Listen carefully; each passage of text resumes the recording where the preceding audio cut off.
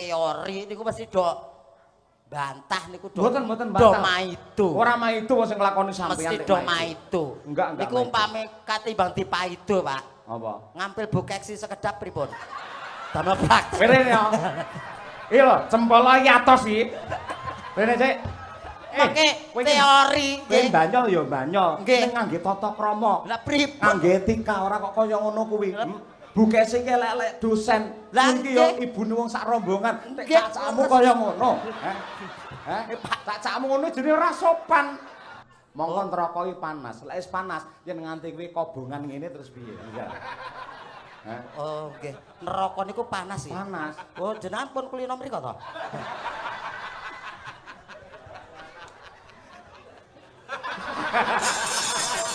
Ayo. Ki padha karo omonganmu, atos ket mau omonganmu. Oh, ngenten iki to? Heeh. Oh, nggih. Kok dirogok Kok mek sak ciplukan ngono mudhe. luwung Pak katimbang kecing batu.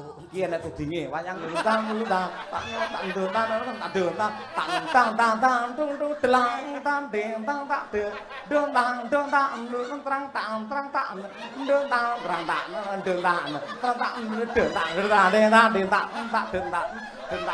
dong tak tung gentak gentung jreng jere wayang. Nggih, wayang golek ora sak kaya kotak. Ya, Bu ya. Bu, metutuke apa, Bu? Ponakan kula Lembayung pinaringan dadosa putri wanita kang utama, putri kang salehah. Allahumma amin. Nggih. Matur nuwun. Tembangipun napa Pak wau? Kanca tani. Kanca tani. Nggih, siap kula aturaken nggih. Nggih. Cek mawon iki. Nggih, Pak Duncek. Sing nembang nggih anu Pak Uncak.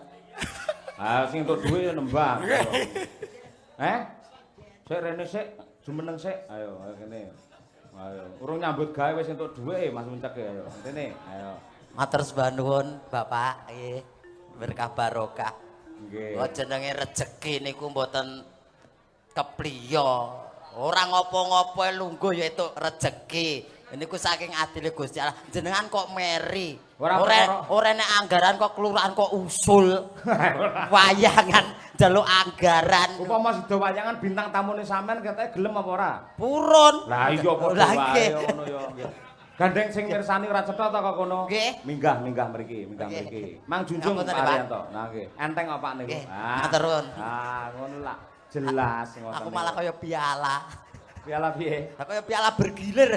Terus diangkat ngeten nggih. Ha nggih, kuwi kaya. Nggih, sembah nuwun bebingahipun Pak Lurah ugi calon lurah nggih, Pak Haryanto. Pak Haryanto mugi kasembatan gegayuhan panjenengan menika badhe nyalonaken lurah wonten ing Jaten mriki. Nggih. Mugi kasembatan matur sembah nuwun. Niki mengke mboten kagem kula kiyambak, Pak. Niki mengke damel sedekah kemawon teng anak yatim piatu, Pak. Sapa kuwi? Kula. Sik to. Lah sampean lak wis duwe bojo. Nggih. Wis duwe anak. Nggih. Kok iso ngaku yatim piatu? Lah bapak ibu pun mboten enten niku. Kok tampa berarti kuwi? Kula tampil lah napa lho? Masalah. Genku kene. Pripun? Ndek ingi iki nang Nun Sewu, nang daerah Pati. Nggih. Enten wong sing wis duwe anak, monggo uripe jane ya kecukupan, ngaku yatim piatu terus nampa dhuwit bebungah. Ngono Nun Sewu. Teko omah langsung setruk wonge. Niku pundi niku? Pati. Pati. Pati Karanganyar mboten kok.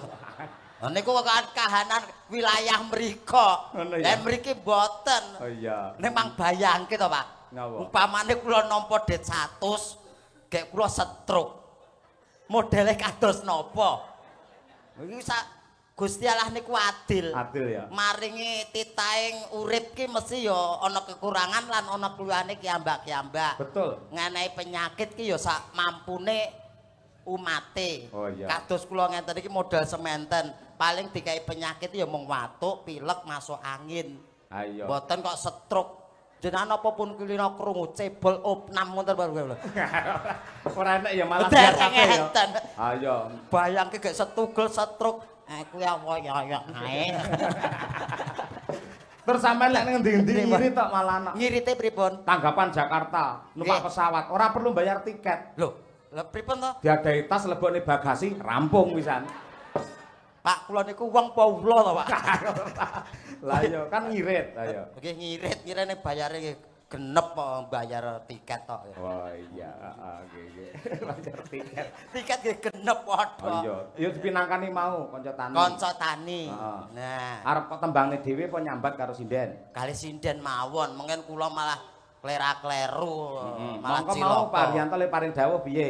Duit kuwi kanggo lagu Kanca tani. Gandeng Nggih. sinembang sinden, berarti duwite dikekne Sinden. dikekke sik. Sinten no sing ngaturke kok?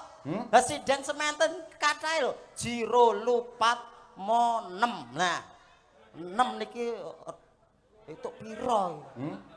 200 dumpung 6 lho, Pak. Loh, sing nembang kan siji. Lah nggih sinten?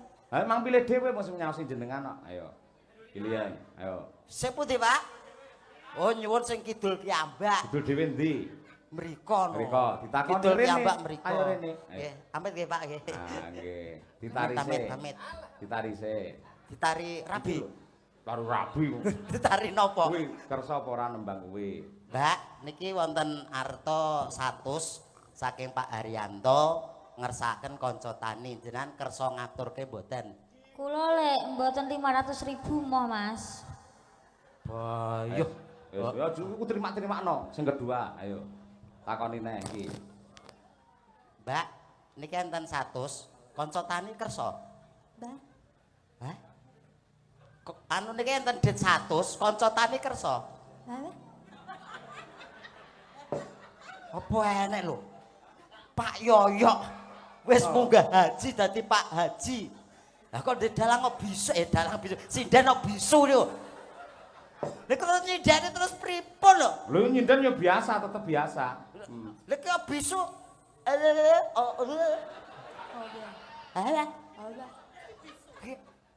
Oh, apa to, Pak? Hah? Mboten mudeng lho. Wis ta pokoke kok sahur ya iku iso kuwi kok siswi. Ayo ta. AI. Apa kuwi? Ah, Kok ngene iki apa? kanca tani. Oh, macul. Macul. Oh iya. Macul. Oh, bahasa isyarat ya. Heeh. Dijawab ya, jawab ya. Obane dap. Oh, macul ora iso. Ora iso mergo wong wedok. Isone dideplok, deplok. Deplok. Anu, lesung niku lho, Pak, lesung niku dingeten ngene ngono apa? Lagi deplok kok niku. Ha iya. Iki deplok. Dadi macul gak iso kanca tani. Wah. Iya, Kok baba? kanca macul gak iso. Isone? Baba. Allah. Oh iya. Iya, Dut. Wedi karo ula. Macul ning sawah wedi karo ula. Oh, ngene iki ula. Ula. Oh, kok samar dicokot. Sokot. Samar cokot ula. Oh. Dalam Awakmu yo ndek ula. mboten.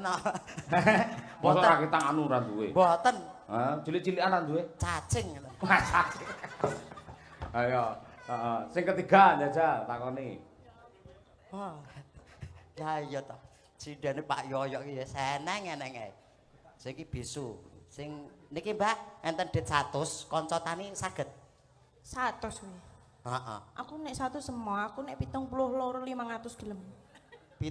Lho. Kono mau 500, ya ra 500 emoh. Aku mau yo. Iki jaluke gur 72 setengah. Nek 72 setengah aku gelem. Cetok iki sinden ayu, ning ora ngerti hitungan iki malah. Oh, alah. Kudune lak akeh 100 aja. Mulakno dalang iso munggah haji. Kowe rene diepuk wayang kowe. Aku rene ngumpani kowe kok. Mboten, Pak, mboten. Senamu lho. Lah, sindane siji bisu, siji ra mudeng dhuwit. Pabele. Ra gelem kuwi. Mboten purun. Bulan puluhan kok 72 500 gelem aku. Jujul aku ora ndek jujul. Kowe pas 72 500. Bayuh. Aku mosok nari ibu. Ora apa-apa wong yo iso nembang kok kuwi. Iso nembang mosok ya ibu 100.000. Apa to eleke takon? Oh, nggih.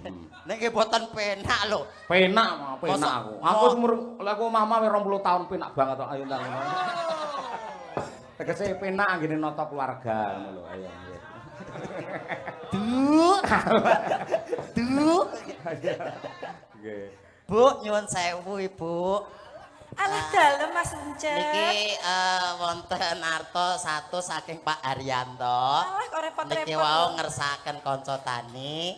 Jenengan purun boten niki? Alah ya Allah, kula duit 100.000 niku kecil.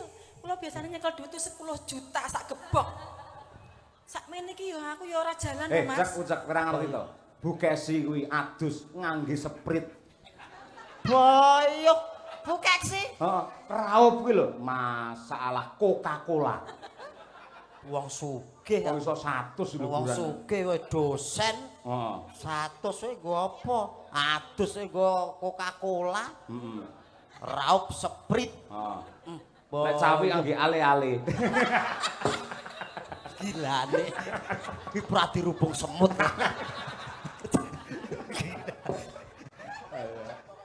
Mosok wae. Ale-ale. Kae Mbak. Niki mboten kersa. Mbak Triastuti. Wah, Mbak Tuti. Hmm.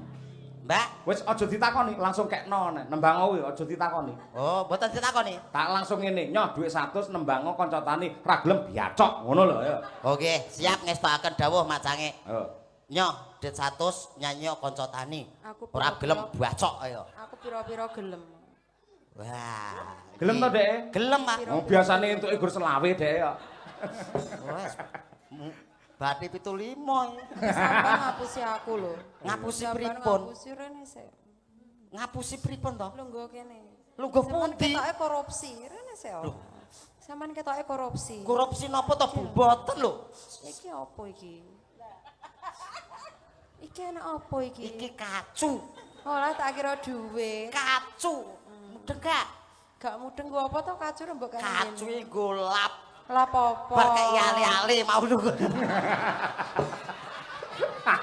Keringet ora. Keringet lagi. Ayo. Lap keringet. Ayo. Lap keringet, Bu.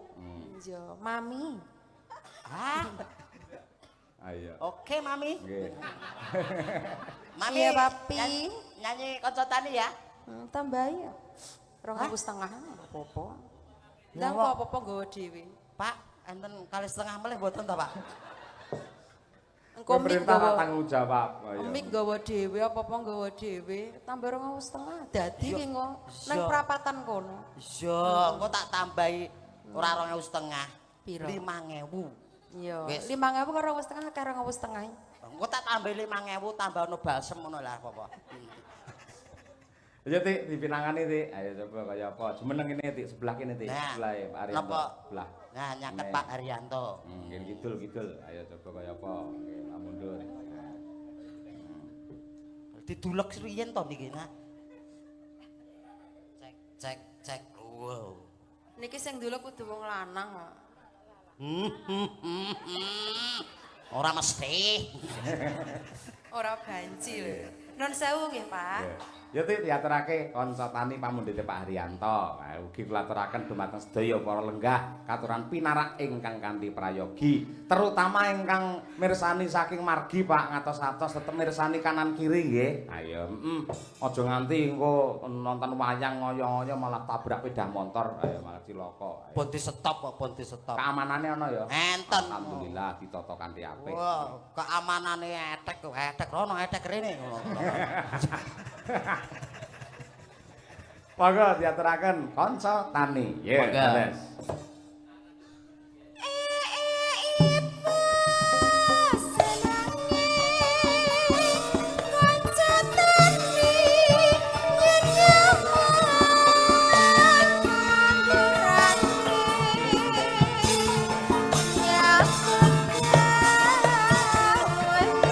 Matur nuwun Pak Haryanto. Awak saya seneng atine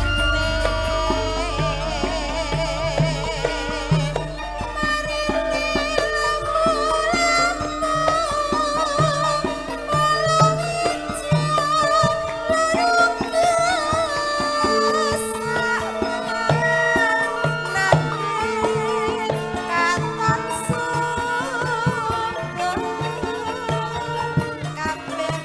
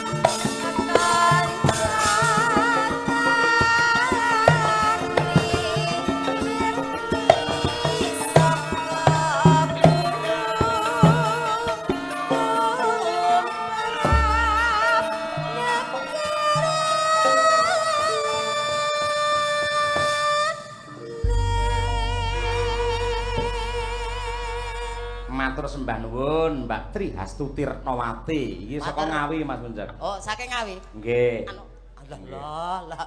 Ngawine pundi? Hah? Ngawine pundi? Widodaren. Oh, Widodaren. Ah, nggih. Oh, Widodaren. banyo. Nggih. Lek anu dicethak ngene lho Mas Munjak. Ngawinipun pundi? Kok ngawine pundi piye to?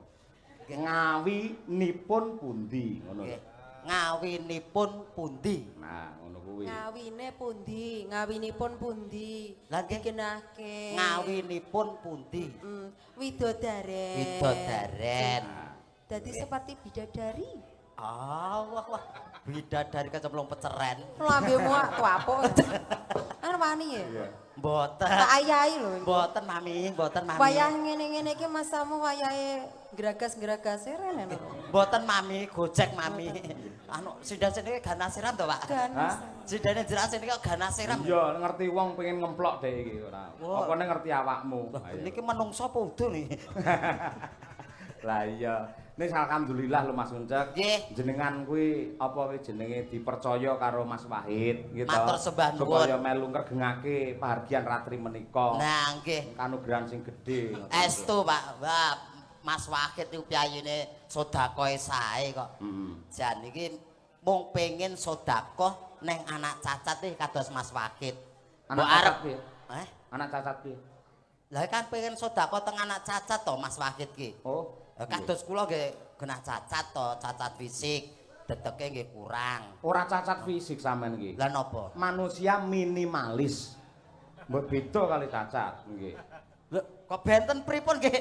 Sami to minimalis kok. Benten jenengan niku. Minimalis. Ning malah nuwun sewu kados Pripun? jenengan. Itulah keagungan dan kasih sayang Allah kepada jenengan. Lek jenengan iki piyayine gedhe dhuwur. Nggih. Malah ora kondang tanggapan tekan ndi-ndi. Oh, leres. Lek cilik kaya ngene iki, malah sampean iso eksis to tanggapan terus to. Nggih, alhamdulillah. Heeh. Niku mau mergo mesake kita ya, Pak. Katimbang nang omah ngrusoi bojo nganam. Ha iya. Ora kok ya. Boten. Jenenge menungso mung saderma nglakoni, Pak. Dadi nggih dinikmati mawon pepange Gusti Allah. Nggih, kuwi genduk lembayung umure 78. 78. Nuwun sewu jenengan ya kagungan putra. Alhamdulillah sampun, Pak. Sak pira botol aqua ngono?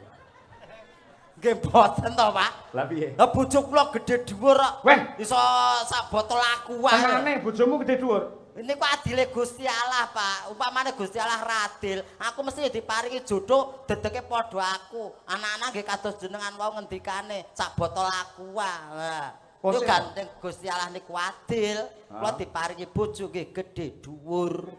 Oh sik to kok iso gedhe dhuwur kuwi terus nuwun sewu. Cara dokter prakteke terus piye? Praktek bab menapa, Pak? Lah sing jenenge wong omah-omah aja diselaki to. Mesti lah kebutuhan lahir, kebutuhan batin. Nggih. Oh to. Nggih. Mesti nindakake nuwun sewu saresmi antarane priya lan wanita supaya pinaringan nugraha putra. Leres. Lek dedekku Leres. karo Bu Kesi meh padha ya dadi lan apike. Nggih. Ora enek apa jenenge sing gonjing. Sampeyan piye carane? Dadak golek apa ngono carane? Pripun nggih, Pak?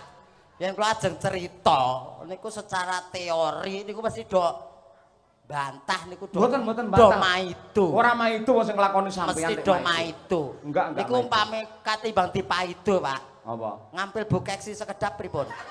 Damel praktek. Rene ya. Iya lho, cempala iki atos iki. Rene sik. Rene. Pripun? Lah kene. Nggih. Wis ora sopan, wingi wis tak jak ning Pekalongan lho. Kok iso bojone dalange arep dicoba iki lho. Mboten. Lah katimbang niku mengke teori Kowe nggih. mbanyol ya mbanyol. Nggih. Ning ngangge tata krama. Lah pripun? Ngangge etika ora kok kaya ngono kuwi. Bukese iki elek-elek dosen. Lah, Iki ya nggih. ibune wong sak rombongan. Nek Nggih. cacakmu kaya ngono. Cacakmu ngono jenenge ora sopan. Mbanyol boleh, ning kita punya etika, punya tata krama. Betul. Heeh. Lah nek kula ajeng cerita secara teori, mengke paling dibantah ngoten lho. Bantah piye wong Walah ora mungkin ngono Allah, ora mesti ngoten lho. Mulake dipraktekke kersane cetha ngoten lho. kowe kok malah ndodok rumasamu. Oke. Aku arep wudu no piye? Mboten. Sing kok ndodok sapa? Mboten. Rada rono sithik. Nggih, Nah, nggih. ngono kuwi. Nah, ngono. Nggih, Pak. Kowe karo gunung aku lho, dhuwur gunung aku. Arep nyoba bukesi ngono. Nggih, mbok menawi yo. Wong ki ya mbok menawa usaha ora itu. Ya ora mungkin gelem Bu Kesi karo sampeyan. Ya wanita setia, ora kok perkara piye-piye wanita setia tidak akan berhubungan dengan siapa saja selain suaminya. Alah jenengan ki terus ngelempeh anak ibuke. Wingi nek jagongan, alah bukmu galake ra ukur lho. Kowe ngobongke wong mama lho, bahaya lho kuwi enggak boleh seperti itu. Kuwi fitnah lebih kejam daripada pembunuhan. Nun sewu, sing calone ahli neraka, wong sing seneng nyebar fitnah. Monggo neraka iki panas. Lek wis panas, yen nganti kuwi kobongan ngene terus piye? Oh, nggih. Neraka niku panas ya. Panas. Oh, jenengan pun kulino mriko to?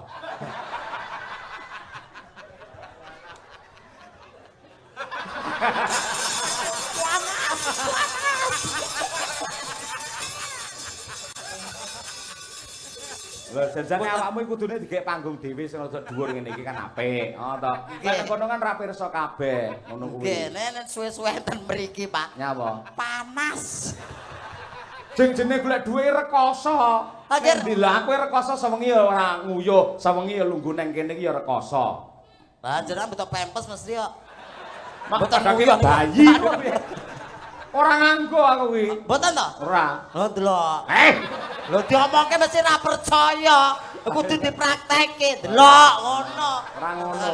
Sampeyan melawak omong terus ini sosok ya ngangge ngelak barang. Nggih to, Pak. Ngelak. Nggih ngelak to jeneng. Lah jeneng kok elek-elek ngene iki ya menungso lho, Pak Iyan. Ya titahe Gusti Allah. Iki lho dote nya. Cempolo, Pak. Ayo, atas monggo. Ya atos cempolo nih. Ayo. Ki padha karo omonganmu, atos ket mau omonganmu. Oh, ngenten iki to? Heeh. Oh, nggih. Aja dikek kono, ora oleh ngono kuwi kaya ngono kuwi gak pareng. Lah terus ajeng maringi. Padhep kok rene. Pripun? Iki ceritane kolaborasi antarane wayang kulit karo wayang golek. Ya ta? Gak. Iki wayang kulit. Lah kesenian kuwi ora ngono kuwi. Nggih kesenian ning kula ampun mang dadekke wayang golek. Kuwi pemersatu bangsa. Lek wayang kulit lek kok Surakarta. Leres. Wayang golek kok Sunda. Nggih, leres. Untuk menyatukan Sunda dan Surakarta dikolaborasi ini wayang kulit, ini wayang golek. Gandeng wayang kulit wis enek gapite ngene le nyekel ya blek penak ngene. Nggih. Lah gandeng wayang golek nggih mulake kula wegah. kuwi lek gapite ning jero to. Nggih. Ayo mula ya kudu dirogo. Lah aku wis ngene iki lho. Dadi wayang golek risi kok dirogok. Kok mek sak ciplukan ngono model. Lho wong Pak katimbang kecing batu. Iki enek tudinge, wayang iki lah enek tudinge ngene to. Nggih tangannya iki tudinge iki. Nah iki. Udah, tuk nontar tandon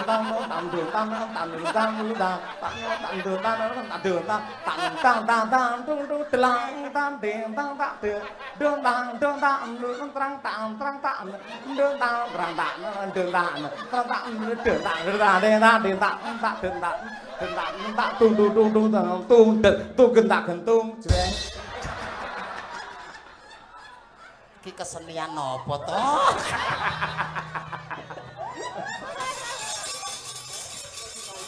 Apik. Nggih, matur nuwun. Wis dijogetke kalah kaya ngudang anake kae omah. Pun kula mandhap to, Pak. Ampun enten mriki terus. Arep medun. Nggih. Monggo medun. Aku liwat ngendi? Ora oleh ngidak wayang iki ceklek larang regane. Nggih, mengke tombok malahan. Wong kene garing nyanyi gawean iki. Nyanti aja liwat kono akeh kabel nyetrum malahan. Mboten. Apike nggih mlebu kotak kene terus tak tutup. Anu jeng ben mawon, Pak. Jere wayang. Nggih, wayang golek ora usah kaya kotak. Ya, Mbok ya. Mbok, metutuke apa, Mbok? Aja saru. Saru ki napa? Metutuk ngono kuwi. Lah mung kaya ngene lho, Pak. Mung kulit e lho. Kok iso saru pripun to? Iki rumasamu masalah. Iki larang lho regane. Ora kok kaya ngono.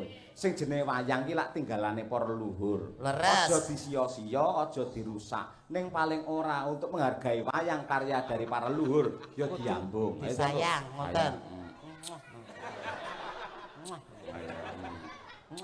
Pun.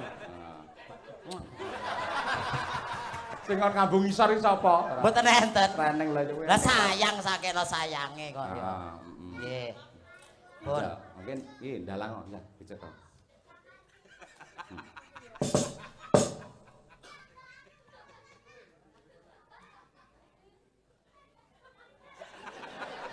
Rono. Kangge mik ayo. Lik cangil omong karo Limbuk piye? Mak, apa nduk? Iya. Rodok rene no, rodok rene. Rodok rene ben jelas. Iki rodok ning dhuwur kene, iki ning dhuwur awakmu rene. Nah, kula madhep rene kaya aku ngene. Nah.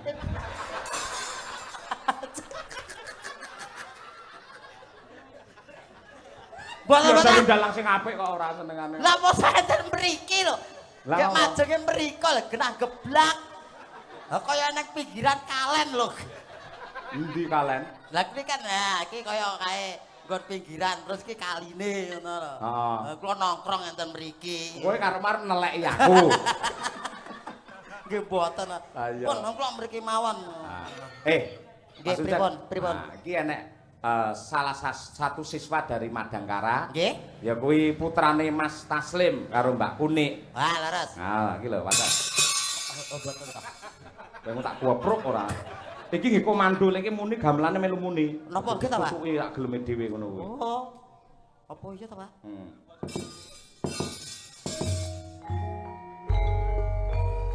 Muni to. Muni. Nyuwuke pripun? Tanggung jawabmu piye lek nyuwune? Ayo. Nyuwuke pripun? Tanggung jawabmu menekke kowe kok.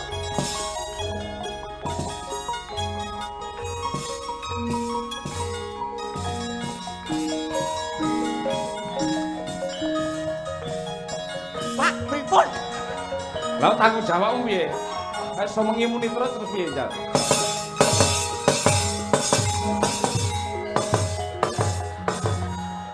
Hop, aku rasa nyuwuke, Pak. Mula aja kemaki mayange angel, ngono. Nggih, pripun?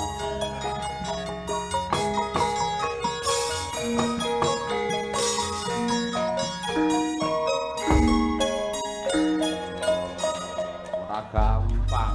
Wah. Dadi kabeh nek rumuse ora dagdok-dagdok kaya ndandani lawang ya ora kowe iki. Oh, niku enten carane ngoten to, Pak. Carane. Carane gedhok ngoten niku to. Oh, alah, tak kira ki gur trimo dagduk-dagduk ngono kuwi. Tibake dadi dalang ki yo angel. Angel mula aja nyepeleke dalang. Mulakno kok larang ki lho. Lah ngejak sak rombongan kok. Kowe lek gur mangkat ijen. Lah nggih. Heeh, modalmu paling gur apa? Pampres, dot ngono kuwi. Nggih mboten no. Lah apa nek? Cocot to.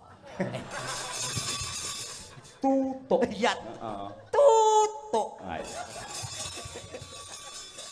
Ayo Mbak Yula Silakan. Ayu, ayo arep ajar nembang jenang gula. Oh, putrane Mas Taslim Mas niku. Taslim pake suarane jos kaya ngono. Genah ya anake wedok ya apik. Ha iya. Mesti ya. Kari iso omong apa ora? Nah. Pake apik, mesti anake ya apik. Nggih, nggih. Buke ya penyanyi handal. Ayo. Nggih. Buke Mbak Unik. Ayo. Mbak kelas pinten Mbak Yola? Kelas 3 Tiga napa? SMP. SMP. Niki tasih PAUD niki. Lho, Dara. Anu Pak pun minggah niki taun niki TK kecil, Pak. Syukur ya. Seragamnya piye lek TK kecil iki? Mboten beto. Mboten beto. Kelas pinten mau? 3. Iya, SMP. iya. SMP. Oh, SMP. Nggih anu pun dangu lek ajar teng sanggar. Aku ora tau mantau to, Mbak. Empun. Udah lama belajar. Udah lama sih. Oh iya. Udah lama sih. Nggih, nggih. Iki adike pengen ngerti swantene jenengan. Oke. Adik. Niki lho Didik niki lho nggih. Iya. Iya, ayo Kak. Sekarang? Hah? Sekarang? Besok Kak, besok. Oh ya udah. Aku tak ronak.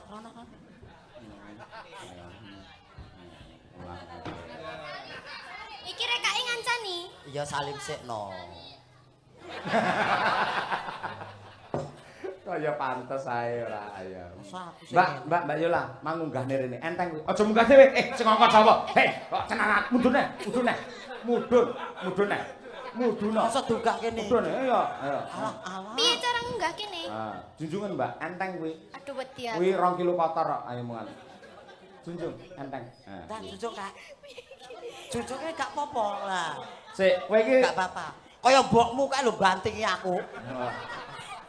gelem ora, Nduk? Gelem mboten? Nyapa? Boten, Pak. Gila, heeh. Aku apa gilani to? Ora gelem ya munggah dhewe cek lek ngono. Ayo. Oh, Sacilik lho tiba. saya wis munggah ping 3. Waduh. Pamer ora. Niki lho Kak. Iya. Dibawane apa, Nduk, Mbak Yola? Dibawa nih. Bawa no mboten? Bawa Mboten, napa mboten. langsung ngoten lho. Langsungan.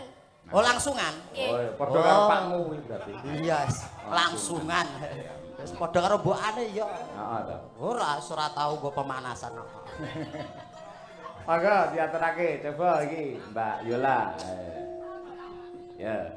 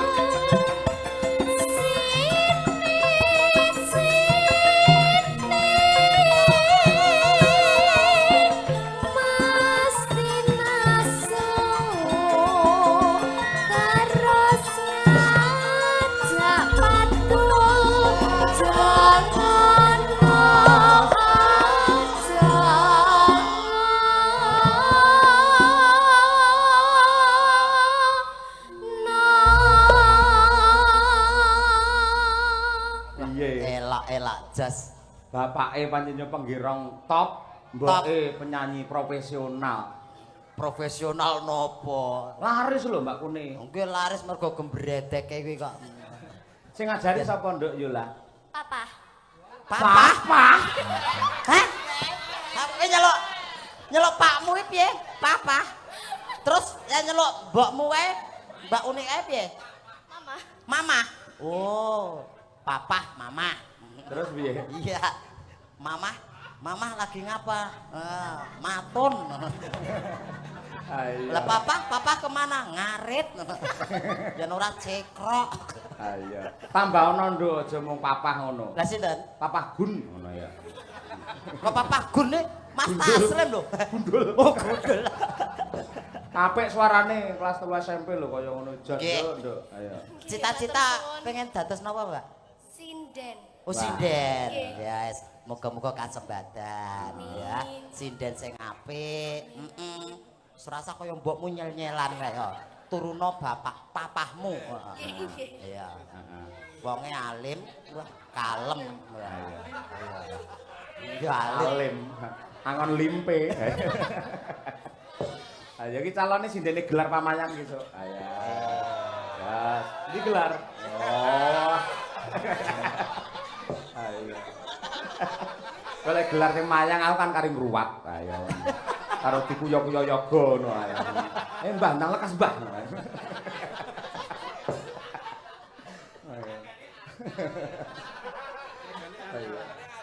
Ayo Dek, yo lah terus Cahayu. Wah, apik tenan iki saiki.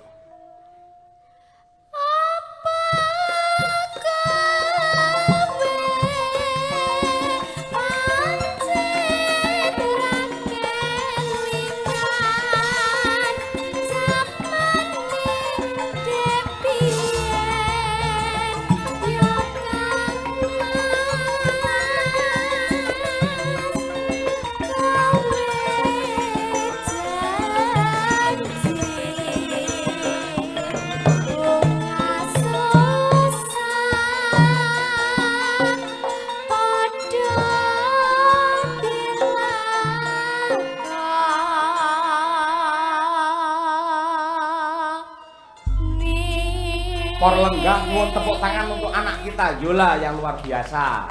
Salah satu siswa Madangkara. Nduk, nenek Nduk. Generasi penerus. Iki Om ki yo ternyuh karo sampean. Ha, iki minangka tandha tresna. Neng kono SPP-ne pira ta neng kono iki? Neng kono lho, Madangkara lho. SPP-ne pira ben sasi? Ora ngerti. Enggak tahu. Ya 50.000 neng kono SPP-ne. Ya, petang sasi. Akeh ora? Akeh ora? Gumun ora? Gumun, gandeng kowe gumun ra sida malah ya. Lah gumun nek ngerti dhuwit iso. Ayonya. Ketoke nang Pak Mbok ora tau Sik, dikek. ya apa sik kudu jelas. Ya apa aja dikekne pakmu. Ndak nggi tuku tas engko malan. Oh, tas wis dilem kok. Ya apa? Ya apa? Tuku apa ora tau tuku tas. Akhir suwek dilem. Cak gila cak. Cak Cak. Iki lho nggi tuku make up. Heh? Kowe ki SMP. Aja make upan sih. Saya kan penyanyi. Oh. Iya, weh. oh alah, kowe yen pas nyanyi. Oh iya, yen pas sekolah ra sampe kapan ya? Mboten. Kaya mbokmu dhisik iki SMP make upan meteng sik to ora urung ya. Tanduk Cahayu, nggih tanduk tresna ya. Suwun. Yang sami-sami, wah jan luar biasa Ya salim kabeh sik no, salim. Salim karo ibu. Nah. Ya. Jan pintere. Minta kaya apa marane wong tuane iso. Lah iya to. Lah. Iki. Yes. Ini Mas Salim. Alah. Lah. Asline tuwek kowe kok iso gelem ngambung tangane. Lah gede kono lho, Pak. Biasane kan sing cilik ki nyayang tangane sing gedhe ngono. Heeh, wah. Dadi kula nyayang mriku ya. Mbak Luar biasa. Sulek kene kurang sinden ngono tak jak lho ya. Siap ya. Sinten sing dijak? Sing niki napa mboke? Mboke nggih apa ora. Ya anake sing Wah, kaya ngono. putrane to. Ayo. Nggih. Ayo. Wo karo bapake ra oleh. Lah Karo papake ra oleh. Lah enten napa kok ora? Lah papake kan ngerokok. Anake kan ora seneng lek papake ngerokok. Oh iya toh? Heeh. Ora seneng. Bapakmu ngerokok enggak boleh? Heh? Oh iya, gur klecam tok lah. Heeh ngono kuwi. Padha Pak ya takoki gur klecam ora jawab apa-apa.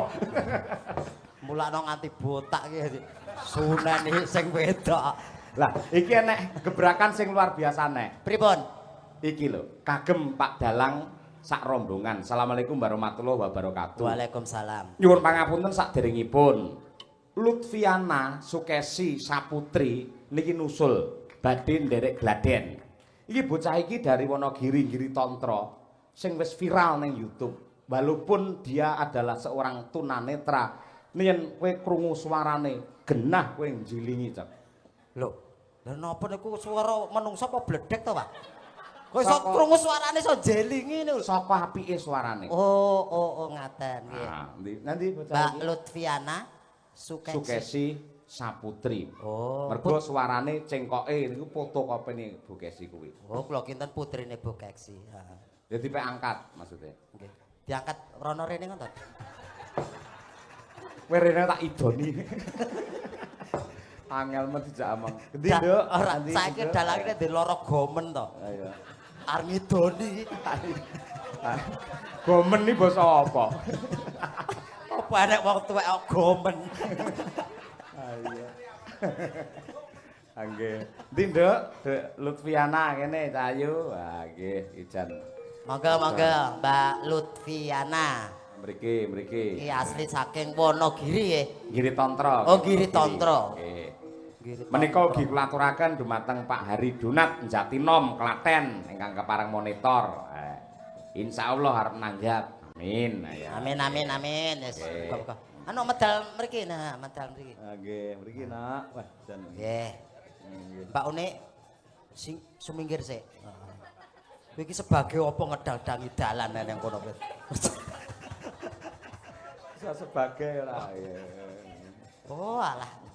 Saiki sopire kuwi to. Bojomu lempoh to? Ora. Nggih, golek. Ya alon-alon Mbak Lutfiana. Nggih. Estu Bapak Ibu menika swantenipun nggih sae kalih Mbak anu wau sami men nggih. Mbak sapa niku jenenge? Yola. Yola. Nggih. Yola. Kuwi ibate ya nggih. Nduk ngene. Nggih. Nggih. Lan-alon. Nggih. Lan lare-lare ingkang kados mekaten menika kathah sanget yang mempunyai prestasi di bidang seni. Wingi teng Jakarta niku wonten sapa jenenge? Mbak Safia Nun Sewu, tidak punya tangan dan kaki. Sebelah endi, Bir? Sebelah kiri. Kanan Kiri ya. lali kula. Tanpa tangan dan kaki kiri ning suarane luar Jos biasa. nggih. Niki Mbak Lutfi mikipun. Nah. Nggih. Nggih. Majenge mriko, majeng. Mriko. Riyen mat. Nah, ngoten lho. Aku arep nglage kene tanganku ra tekan. Iku tak cengkiwing tok. Tak geret klambine. Ayo. Lah aku ra tekan kok ya. Pengetan. Sinden nek dicengkiwing. Sugeng dalu Mbak Lutfiana. Sugeng dalu Pak Haji Cahyo Kuntadi. Ah nggih. Niki mau kalih sinten tindak mriki? Kalih bapak, kalih uti, kalih kakung, kalih mama. Oh, Mama. Oh nggih. Kalih Bapak, Uti, Kakung, Mama. Kelas pinten? Kelas gangsal. SD. Nggih. Seneng nyinden. Napa? Seneng nyinden. Nggih. Sebabe napa kok seneng nyinden? Ngefan kalih Bukesi Rahayu. Weh. Piye? Ngefan Bu Keksi. Heeh. Mergo swantene napa pasuryane? Suwantene kalih cengkoke. Oh, nggih. Swantene kalih Sih, cengkoke. pertanyaanmu Napa? swantene napa pasuryane iku ora penak blas we. Lah pripun to? Pasuryan ki wajah lho, mongko ndeloke lak kudu ngangge mripat. Nggih. Kok iso takonmu pasuryane apa swantene lho. Lah iya to. Ayo. Piye to Ki? Ayo. Takon tak geleme dhewe ora. Ayo. Terus badhe nembang napa Gendho Lutfi? Nyobi pangkor Semarangan mlebet langgam sambung wanci dalu. Lah. gitu. Pangkur Semarangan. Heeh. Pokoke semua kalah karo Bu Keksi. Kok bablaske sambung wanci dalu. Iya, itu kayak apa? Pun monggo. Oke. Ya, Nduk. Mingkar mingkuring angkara.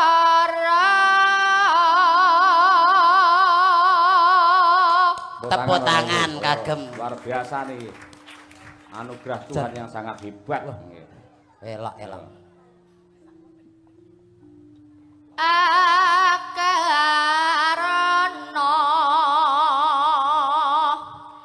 karenan marati siwi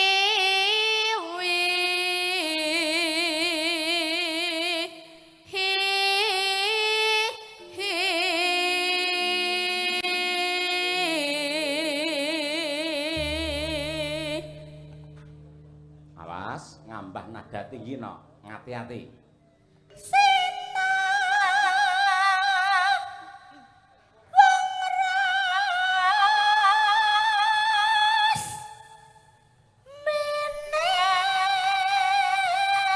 Tarik napas, Nduk.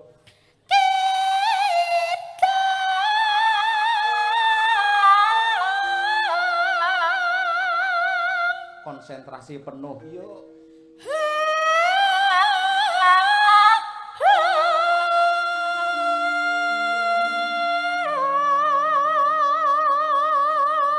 Luar biasa, Jos. Tenan kaya kuat mongko nada tinggi ora angger sinden iso. Leres niku. Ora mungkin kabeh pesindan saged ngenten iki. Sing nampa 100 iki urung karuan iki mau ya. Kuwi malah dhek sak ndurine ra iso medun. Malah sak ndure ayo. Terus, Dok, ayo.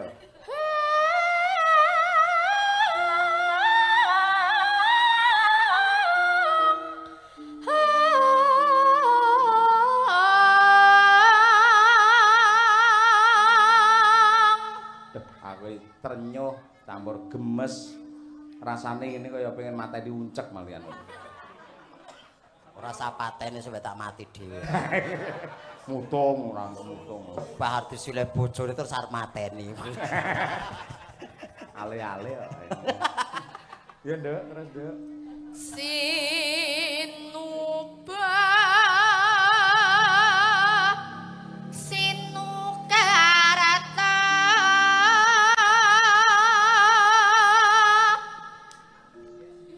mereh kretarata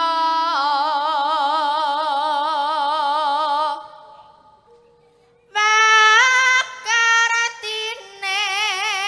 ilmu luhung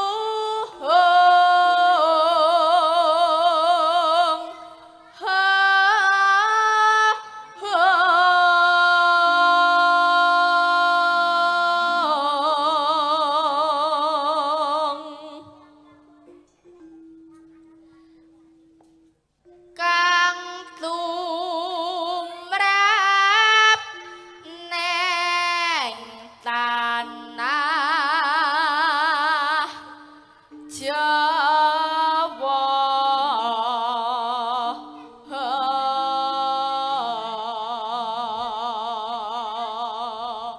Ngono. agama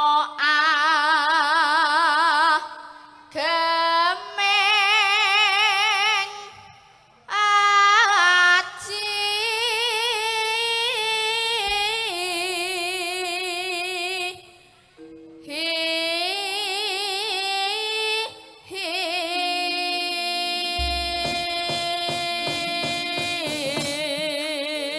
Sepisan malih nyuwun tepuk tangan para lenggah untuk anak kita Sofiana luar biasa. Nah, nggih adile Gusti Allah ngeten iki. Ayo.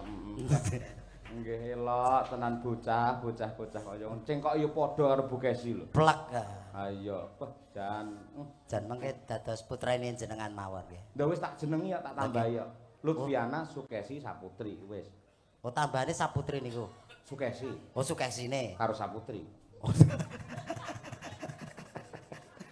Iya. Coba nggih eloke kaya ngono lho. Jan luar biasa. Keagungane Tuhan. Yakin lan percaya ana kekurangan mesti ana keluwihan. Contone nggih kados kula kados Mbak Lutfi. Heeh, betul. Lutfiana nggih. Ya, Nduk. Lagamipun sambung wanci dalu. Monggo. sing gedhe ngapuramu kang mas bapujanku jantung atiku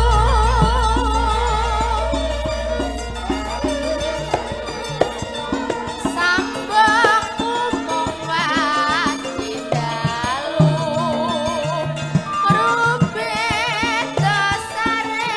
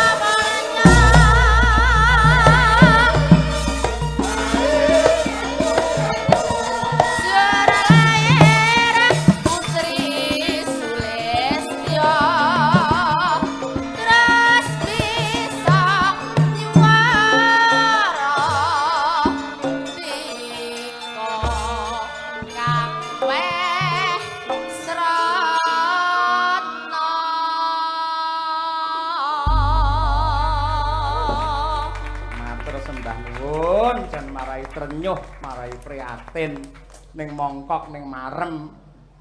Hayo, Mbah Hardi nggih, pripun? Wah nggih, niku Nduk Wilana Tandha Trisna saking Mbah Hardi. Mbah Hardi. Matur suwun. Sembah nuwun Mbah Hardi. Sehat-sehat, panjang yuswa. Berkah barokah. Tresnan kaya ngono kuwi. Sik Nduk, gandeng sampean lah remen karo suarane Bu Kesi, ngefan karo Bu Kesi to. Nggih. Pengen napa mboten entuk apresiasi saking Bu Kesi? Nggih. Nggih. Ayo matura Bu Kesi, ale-ale, ayo. Coca-Cola, Sprite ya. Udah. Nduk, Dalam Bu Kesi. Lutfiana. Nggih. Ya Allah, Nduk, suaramu kok apik kaya ngono kuwi lho, Nduk. Bu Kesi iki sampe nggumun. Kuwi proses latihan piye kuwi carane? Mirengke Bu Kesi teng YouTube. Masya Allah, namung mirengaken saged nirokaken kados ngaten niku. Nggih. Bapak, Oh. iki ya ndak luar biasa yen ra kanugrahane saka Gusti Allah, ora mungkin bocah dadi kaya ngene. Nggih, pramila Dik Lutfi, muga-muga besok iso nerusake kebaring kabudayan khususnya ilmu sindenan ya Nduk. Nggih. Kembangno Amin. sindenan ning Wonogiri kono, muga-muga sampean dadi sinden kondiang ning Wonogiri, terus sampean iso mulang kanca-kancamu sing apa kuwi disabilitas. Lah, sapa ngerti engko ning kono kanca-kanca sing tunanetra, disabilitas liyane kuwi iso mbok bangun, mbok kembangke dadi seniman-seniman hebat ning Wonogiri saengga kabeh ekonomine anak-anak disabilitas iso terangkat kaya sampean iki, Nduk. Iso ngewangi wong tuamu. Dadi sinden kuwi penak lho, Nduk. Bayarane sewengi 1 juta lho, Nduk. Kuwi dadi sinden iku cucuk. Mula anak-anake tiyang mriki timbangane panjenengan anake dadi napa-napa. Mang sekolah ke sinden teng Madangkara. Dadi sinden iku cucuk timbangane derep Bapak Ibu. Saestu. Oh, tibake iki ora arep promosi ta iki mau.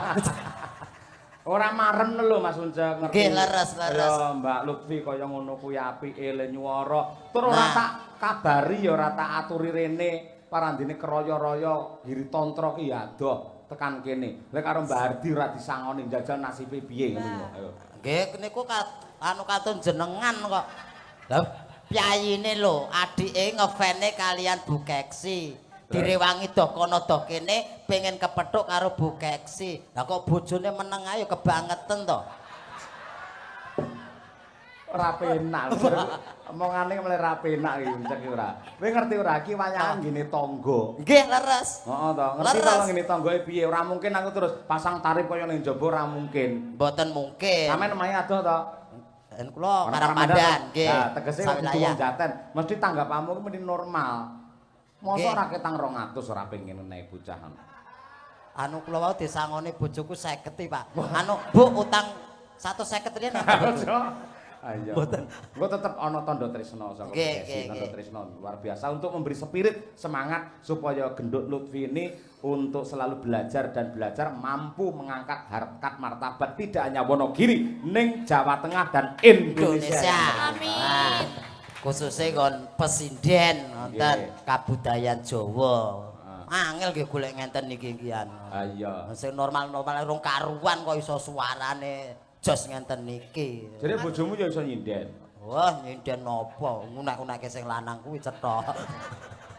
Bu Kesi ajeng nyambung melih napa? Nggih, kula nggih badhe ngaturaken panuwun Nduk Lutfi. Bu Kesi matur nuwun banget. Aku ning kene lho, Nduk. Bu Kesi matur nuwun karo Kula sampean. ngertos Bu Kesi. Cahayu matur nuwun banget sebab sampean wis tresnani Bu Kesi lan tresnani pesindenan iki. Mula bebungah saka Bu Kesi, siji lumantar donga, ping pindho tak sangoni ya, Nduk. Ning aja ngitung nominale ning hitungan keiklasane Bu Kesi ya, Cahayu. Mboten sah Bu Kesi. Alah tenane lho. Lho. Masya Allah, apike kaya ngono. Kuncek iki lho, sawangen angger mlaku malah kaya kotak amal deh. Rasane Kowe kena celengan. dituntut sangone ora kersa, ora gelem. Gelem mo. Mboten. Lho, lha enak apa? Kula niku kepanggih Bu Kesi mawon pun marem. Oh, luar biasa. Ketemu wis marem. Belum memikirkan materi. Nggih, anu Bu ditampi mboten? Oh, anu. Nduk, Lutfi. Bu, bukmu ngomong tampa ngono. Mboten nggih. Mas Unjak, Dalem. engko sampean aja keri lho ya. Cahayu ki disangoni bebungah saka Bu Kesi, tinggi tumbas, buku potelot. Matur suwun Bu Kesi. Soleh Potelot. Pak Cahyo. Mbok ya pensin apa? Potelot.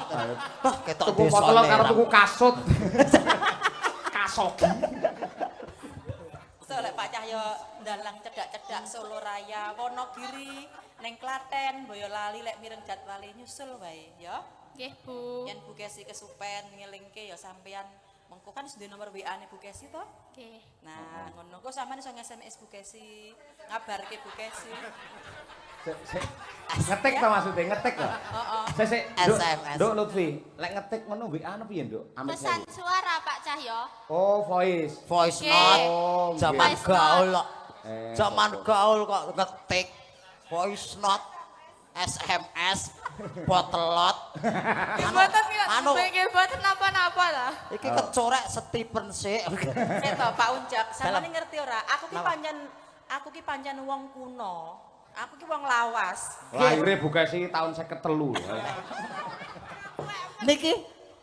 Masa 53? Heeh. Ada kaya umur 17 to, Bu. Oh. Keren ya.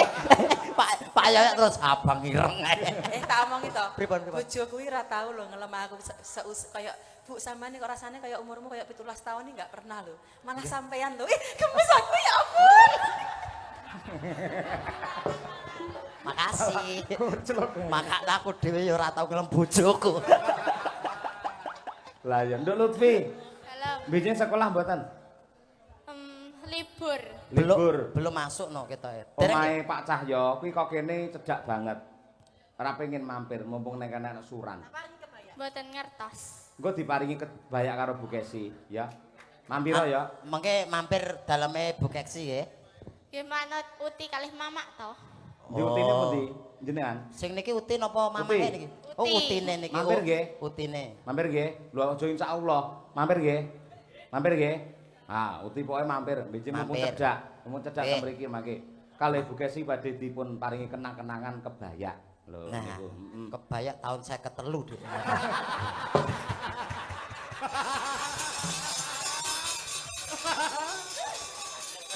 Saya ketelu lho. Bu Lahir. Kesi kelahirane 78 saya ketelu lho. Kok sapa? Jenengan kok mentra-mentri terus lahiran 53. Nggih matur nuwun. Mboten. Iki kok nganti rampung to, Nduk? Lutfi. Nggih insyaallah. Oh, kok Pak goro-goro Cahyo. nembang neh ya. Nggih. Nggih, saiki pinarasik, Nggih. Engko apa iki jenenge karo nglaras bar niki sing mayang jiglok-jiglok. niku Mas gelar pamayang, nyun izin karo Mas Wahid. Eh, turun. Mangke anak kula sing barep men ngewangi nyambut gawe bapake. Nah, dadi sing mayang ki putrane jenengan, Nah. sindene esuk ya iki karo kuwi. Ya. Heeh. Iki Dik Lutfi karo Dik Yola. Heeh. Dagelane sapa?